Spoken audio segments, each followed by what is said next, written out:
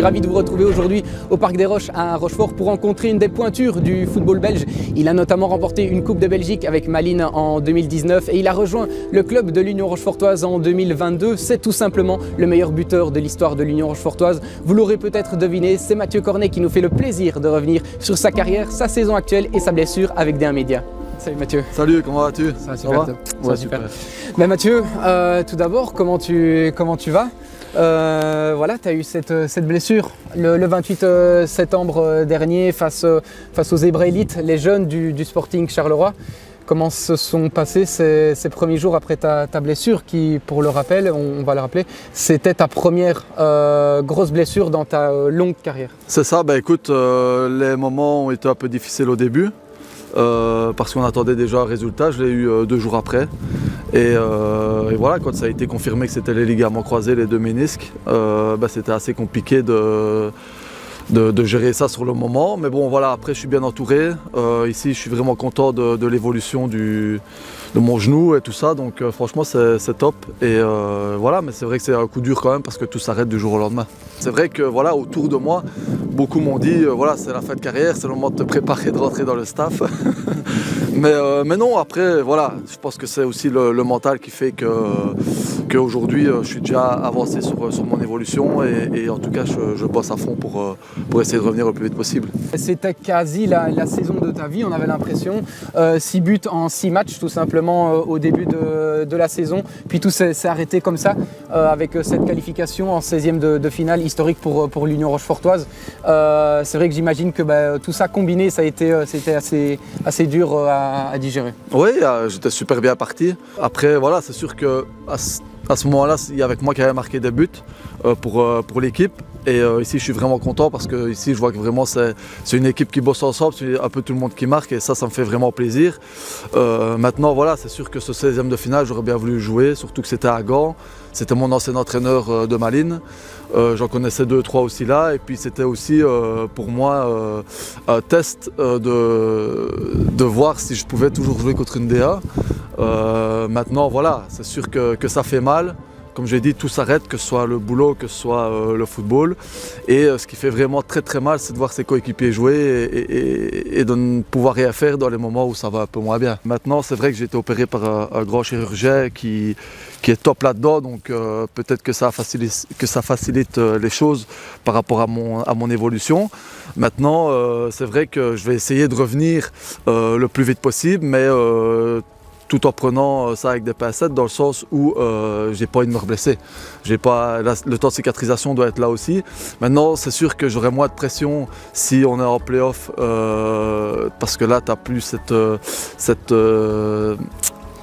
stress de descendre. Et si on est en play-down, et je ne pense pas qu'on y sera, mais voilà, j'essaierai de venir pour aider l'équipe le plus vite possible. Maintenant, voilà, c'est vrai que c'est assez rapide, les gens me voient arriver pour mars, et j'espère aussi que je serai là en mars. Comme ça, on pourra dire que je fais une petite Zlatan Ibrahimovic. Ouais, l'objectif alors pour toi, c'est clairement de rejouer cette saison. Oui, bien sûr. Moi, dans ma tête, je vais jouer. Je vais rejouer cette saison. Ok. Écoute, je te propose qu'on revienne sur ta carrière. Pour ça, on va aller se réchauffer un peu à l'intérieur et on va revenir alors justement sur les meilleurs moments de ta longue carrière. Ça va, avec plaisir. Mathieu, quelle carrière tout d'abord. Tu as fait tes écoles de jeunes donc à Mormont et puis à Sprimont où tu es ensuite allé au Standard de Liège. À 16 ans, tu disais dans une interview que tu as eu l'occasion de partir en stage à Manchester United, mais tes parents, c'est ça, ne t'ont pas laissé partir justement à Manchester. C'est ça, donc j'étais au Standard et on fait souvent des tournois internationaux en fin de saison. Et on avait joué contre Manchester et j'ai mis un triplé contre eux, on gagne 3-0. Et de là, on est venu me trouver après pour partir en stage là-bas. Et ma maman m'a dit, écoute, comme tu n'as pas 18 ans, je préfère que tu restes encore, tu auras l'occasion d'y retourner plus tard. Tu es resté en Belgique justement pour passer ensuite par le Germinal Beerschot anciennement, Givry, oui, et l'Excelsior Virton que vous affrontez dans quelques semaines, où tu as fait les beaux jours justement du club. Oui, c'était une bonne partie vraiment une bonne expérience là-bas à Virton, c'est un club luxembourgeois. Moi qui viens de Durbuy, c'était un peu la fierté aussi de jouer là-bas. Et c'est vrai que j'ai joué 2 ans, j'ai fait 2 bonnes saisons et puis je suis parti à Ostende. Oui, c'est ça, en l'espace d'une saison, justement, entre 2015 et 2016, donc tu pars à Ostende, puis à l'Antwerp et à Roulers, justement, où tu revis, tu exploses et tu enchaînes les buts en D1, justement. C'est ça, donc franchement, j'étais vraiment bien entouré. Les équipes ont toujours bien tourné là où j'ai joué. Je mettais mes goals chaque année, donc c'était vraiment bien et c'était une belle expérience parce que je pense qu'avec Anvers, on joue pour monter en DA. Le dernier match contre Eupen, on fait 1-1 et au final, c'est le White Star qui a été champion parce qu'ils sont passés devant nous. Puis avec la faillite, c'est Eupen qui est monté. Mais non, super ambiance, incroyable, les supporters à Anvers. Et puis à Roulers aussi, on a joué les playoffs pour monter contre Anvers justement. Et là, c'est Anvers qui monte cette année-là. Et puis de là, après, je suis parti à Malines après Roulers. Ouais, c'est ça, Malines justement en 2018, en Challenger Pro League, où ce sera un peu l'apogée cette saison-là. Vous remportez les playoffs en Challenger Pro League qui vous permettent de retrouver l'élite du football belge. Et puis quelques mois après, vous remportez un nouveau trophée, cette fois-ci la Coupe de Belgique. J'imagine que c'était des semaines et des mois incroyables. C'est incroyable, on avait une équipe incroyable, des joueurs fantastiques, des révélations aussi qu'on a eu dans notre équipe. Et voilà, après cette année-là, on gagne tout, dans le sens où on était au-dessus du lot au championnat. Franchement, on avait vraiment une équipe incroyable. Le Berscott aussi, évidemment. On s'est battu contre eux pour ce titre qu'on a remporté. Et puis après, la Coupe de Belgique, ça c'est incroyable. Les sentiments qu'on a quand on gagne une Coupe de Belgique. C'est comme j'ai toujours dit, il y a des joueurs qui jouent 15 ans en DAA et qui n'ont jamais ce titre de Coupe de Belgique. Et nous, une équipe de DAB qui avons fait ce parcours incroyable à enchaîner les matchs contre les DAA et gagner. Et je sais que la demi-finale, c'était contre l'Union Saint-Gilloise. Gros morceau, et au final, après, tu vas jouer contre Gand et tu gagnes. Tu le disais justement juste avant, à Malines, si je ne me trompe pas, c'est Wouter Vranken, ton entraîneur. C'est ça, donc c'était Wouter, contre qui on a joué ici contre Gand en Coupe de Belgique, qui est très bon entraîneur. Après voilà, c'est un ancien pro, donc il connaît le football, il connaît tout ça, il connaît aussi, il a joué à Malines, donc il était un peu chez lui. Il était à l'aise et voilà, après, non, franchement, top coach, top staff et top équipe, franchement top. Ces souvenirs, à Malines, tu en gardes quoi? Comme je dis, c'est une année fantastique, c'est incroyable et tu gardes cette expérience, et puis c'est l'accomplissement aussi. À 30 ans, on sait qu'on est plus vers la fin de carrière que le début et on se dit, ben voilà, gagner des trophées, c'est toujours important, c'est toujours bien et aussi d'avoir cette reconnaissance. D'avoir fait cette carrière-là et au bout il y a ça, donc c'est vraiment génial. Et puis après ce succès à Malines, tu connais des passages peut-être un peu plus brefs au RWDM, au Patro Esden et ensuite au FC Wils, au Grand-Duché du Luxembourg. Tu atterris à l'Union Rochefortoise donc en juillet 2022. Comment ça s'est fait justement ton arrivée ici à l'Union Rochefortoise? Jeff a su me convaincre du projet. Après je le connaissais déjà d'avant. Voilà, c'est quelqu'un qui sait parler, c'est quelqu'un qui sait mettre les arguments du club en avant et le projet était incroyable et puis j'ai directement accroché avec le président aussi. On a été manger au restaurant tous les trois ensemble et ils m'ont convaincu et je ne regrette pas du tout parce qu'ici je suis en train de vivre vraiment des années incroyables et c'est vrai que je redescends de niveau mais au final j'ai le même plaisir qu'en DA. Oui, c'est vrai que quand tu es arrivé à l'Union Rochefortoise, donc le club était en D3 ACFF. Quand tu regardes, donc tu avais un passé de joueur professionnel. C'était pas un pas en arrière justement de venir à l'Union Rochefortoise? Un pas en arrière, non, parce que le projet était là. On savait qu'on voulait remonter le plus haut possible. Et voilà, maintenant c'est sûr que sportivement, oui, tu fais un pas en arrière, mais dans la continuité de la carrière, dans le sens où tu sais que tu veux remonter, c'est, comme on dit toujours, c'est un pas en arrière pour mieux rebondir. Et là, c'est comme je dis, les 3 années où je suis ici, je suis en train de m'éclater, mis à part avec ma blessure ici. Mais autrement, c'est vraiment top. Je m'entends super bien avec Jeff. On a un président incroyable, des supporters incroyables. Donc tout est réuni pour que ce club soit un grand club. À 32 ans, c'était peut-être ce que tu avais besoin en arrivant à l'Union Rochefortoise, un projet ambitieux dans un football amateur. C'était peut-être retrouver cette passion du football? Oui, il y a un peu de tout et puis aussi une stabilité, revoir plus mes enfants aussi. Et puis c'est vrai que tout le temps être à gauche, à droite, c'est compliqué pour les enfants. Maintenant, voilà, je suis revenu ici dans la région, je me suis installé à Durbuy avec mon ex-femme et voilà, maintenant, au jour d'aujourd'hui, très heureux d'être revenu ici et très heureux d'être à Rochefort. Comme tu le dis, justement, tu fais les beaux jours de l'Union Rochefortoise depuis que tu es arrivé. Première saison en D3. Le mot que tout le monde avait en bouche à ce moment-là, c'était de devenir champion. Vous l'avez été avec brio en surclassant les autres écuries et toi en marquant 24 buts en championnat et en terminant de loin meilleur buteur de la série. Oui, après ça à titre personnel d'être meilleur buteur, mais je pense que le mieux c'est de voir le parcours qu'on a fait cette saison-là. Je pense qu'à un moment donné, on avait 15 points de retard sur Abay et au final, on termine avec 12 points d'avance sur eux en étant champion contre eux ici, ce qui est incroyable. Et puis, voilà, quand on voit, c'est l'aboutissement d'un projet déjà cette première année, dans le sens où on joue, on a un peu des difficultés aussi début de saison, il faut le dire, parce que Yannick Poletti a été limogé, c'est Jeff qui a repris l'équipe. Et là, Jeff a su mettre le point d'honneur au milieu de la table et dire les gars, maintenant, il faut se bouger. On a un projet, on a des choses à faire ensemble, on a un bon groupe. Et au final, ça a marché. Et quand on voit, il est encore là aujourd'hui, et quand on voit les résultats que lui fait, voilà, c'est incroyable. Ouais, et la saison dernière, du coup, en D2, vous heurtez à l'invincibilité du REC Mons qui terminera donc champion de D2. Mais vous terminez tout de même deuxième de la phase classique avec l'Union Rochefortoise.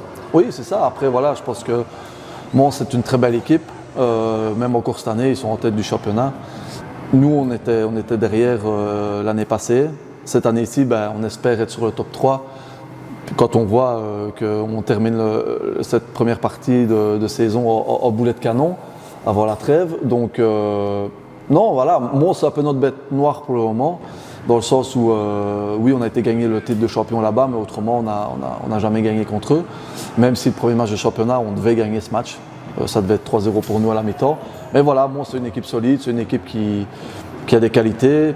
Pas plus que nous, hein, mais ils ont peut-être un peu plus d'expérience et tout. Ouais, on le disait en début de vidéo, c'était la saison de ta vie. On avait l'impression cette saison, 6 buts en autant de matchs en championnat, une qualification historique. Puis le sort en a décidé autrement, mais aujourd'hui, qu'est-ce que ça représente l'Union Rochefortoise après tout ce que tu as vécu ici, après 3 saisons? Écoute, ça représente, c'est une famille pour moi ici. C'est vraiment, je me sens vraiment à l'aise. C'est vrai que cette année-ci, je commençais vraiment en boulet de canon, j'étais vraiment en prêt, etc. Mais voilà, c'est comme ça, c'est les choses de la vie. Et j'ai jamais eu une grosse blessure dans ma carrière. Voilà, elle est arrivée maintenant. C'est peut-être aussi un signe pour dire que je devais prendre un peu de repos. Et voilà, mais non, je reviendrai encore plus fort. Ouais, c'est sûr. Nicolas Loist, le président de Rochefort et Jeff qui combine à la fois le statut d'entraîneur et de directeur sportif donc, du club, c'est devenu des vrais amis pour toi? Oui, c'est vraiment des gens sur qui je peux compter. Voilà, Jeff, je le connaissais déjà depuis des années. Puis ici, voilà, j'ai fait la connaissance de Nicolas Loist. C'est un gars incroyable. C'est un gars qui est simple, qui est humble, qui essaye de protéger tout ce petit monde autour de l'Union Rochefortoise. Et voilà, et je suis vraiment content pour lui que ce projet puisse aller le plus haut possible. Maintenant, voilà, on a un peu freiné par rapport au stade, mais c'est que partie remise. Et je sais que voilà, Nico fera les choses super bien et qu'il prend le temps de faire les choses pour ne pas que ça aille trop vite, etc. Et que ce soit bien fait.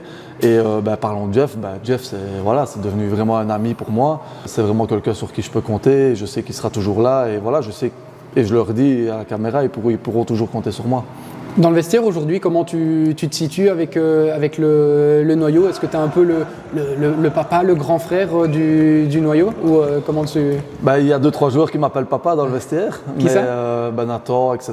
Donc c'est un peu les jeunes. Et puis voilà, non, c'est sûr que je pense que je suis respecté dans le vestiaire parce que aussi voilà, j'ai montré sur le terrain que je pouvais être respecté. Et voilà, et puis quand il faut aussi pousser des gueulantes, il y en a 2-3 dans le vestiaire, Lazic, moi, Sapin, il y a aussi Fioré, etc. qui sont là et Tanguy pour remettre l'église au milieu du village. Donc c'est vraiment bien et je suis vraiment content de ce groupe parce que c'est vraiment une famille, c'est vraiment un groupe solide et que dès qu'il y en a un qui essaye de sortir de la ligne droite, on le remet dedans. C'est vrai qu'on a cette magnifique pelouse du Parc des Roches qui est juste à côté de nous, peut-être une des plus belles du championnat. Ça te manque justement de ne pas pouvoir monter sur le terrain. Comment tu vis cette blessure qui t'empêche de jouer pour le moment? Moi, je deviens fou au bord du terrain. Je deviens fou, j'ai envie de monter sur le terrain, j'ai envie de les aider. Et je suis super heureux quand ils gagnent. Et voilà, mais c'est sûr que j'ai une autre vision du football. Quand tu es blessé, tu es sur le côté, tu vois plus les choses, tu analyses plus les choses. Et voilà, maintenant, c'est vrai que c'est difficile. Au début, le plus difficile, oui, la semaine, ça allait parce que je travaillais avec mon kiné, etc. Mais arrivé le jour du match où tu viens les voir, ça c'est difficile. Tu les vois se préparer dans le vestiaire, tu les vois se concentrer, tu les vois faire leur truc avant les matchs. Et toi, tu te dis que tu as envie de le faire et que tu as envie de monter sur le terrain. Une reconversion peut-être comme entraîneur des attaquants, ce serait possible ici à Rochefort? Je l'espère, j'en ai déjà parlé. C'est sûr qu'on en a parlé avec Jeff et il ne serait pas contre de le faire. Maintenant, je pense que voilà, c'est encore un peu tôt, j'ai 34 ans. J'ai envie de profiter encore et c'est comme j'ai dit, tant que je marque, pourquoi arrêter? Ouais, et justement, en parlant de Rochefort, vous avez connu justement cette étape historique du club le 30 octobre dernier avec ce déplacement en 16e de finale à la Gaël Amco Arena de la Gantoise. Le club avait vu les choses en grand, 14 quarts de supporters avaient fait le déplacement. Comment tu l'as vécu de ton côté l'expérience? Est-ce que tu as su aller encourager tes coéquipiers dans le vestiaire? Non, j'ai pas su aller dans le vestiaire, malheureusement, mais j'avais mis ma veste jaune comme ça, ils me voyaient dans les tribunes.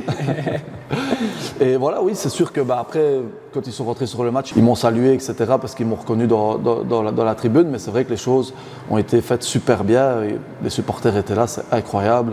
Et quand on voit nos supporters qui viennent à Gand, et chaque semaine, je prends des clubs comme Saint-Tron ou quoi que ce soit, n'ont pas ce public-là, c'est incroyable de voir que tout le monde se déplace, que tout le monde est derrière l'Union Rochefortoise. C'est vrai que ça fait partie du projet justement. On a beaucoup de supporters ici qui viennent encourager l'équipe. Enfin, on l'a dit, 14 quarts de supporters, c'est pas rien. Le groupe des Rock Boys qui sont là à chaque match à domicile et au déplacement, j'imagine que ça fait plaisir évidemment de pouvoir compter sur tout ce soutien lors de chaque match. C'est notre 12e homme. Les supporters marseillais ont les leurs, nous on a les nôtres et c'est vraiment quelque chose qui nous donne un boost pendant le match. On les entend chanter. Je pense qu'à Gand, ils n'ont pas arrêté une minute de chanter. Ils ont chanté tout le match. C'est incroyable. Franchement, on a vraiment de la chance ici à Rochefort d'avoir des supporters pareils. Quelle est la suite ici pour l'Union Rochefortoise, pour la fin du championnat? J'imagine que c'est d'abord de terminer dans cette colonne de gauche, synonyme de play-off 1. C'est ça, donc l'objectif c'est le top 6. Comme ça aussi on n'a pas ce sentiment de dire d'avoir peur à chaque match de descendre et je pense que de toute façon notre place est dans le top 6. Ce serait aussi une belle récompense pour les gars qui sont battus toute la saison et voilà, on a le groupe pour être là et ce serait un échec de ne pas y être. Tu te vois encore rester longtemps à l'Union Rochefortoise? Tu as un contrat jusqu'en 2026, c'est ça? C'est ça, oui. Donc jusqu'en 2026 et moi j'espère encore prolonger encore après. Voilà, c'est comme je disais au président ou à Jeff, tant que je marque, il faut me garder. Et puis pourquoi pas intégrer le staff? Voilà, pourquoi pas, ouais, ce serait vraiment bien pour moi. Mathieu, un tout grand merci d'avoir été avec nous et d'être revenu justement sur les moments forts de ta carrière, de t'être livré également sur ta blessure. Et en attendant, nous on se retrouve pour une prochaine vidéo. Un tout grand merci pour l'accueil au club de l'Union Rochefortoise et à Lokivision pour la réalisation de cette vidéo et portez-vous bien, à la prochaine.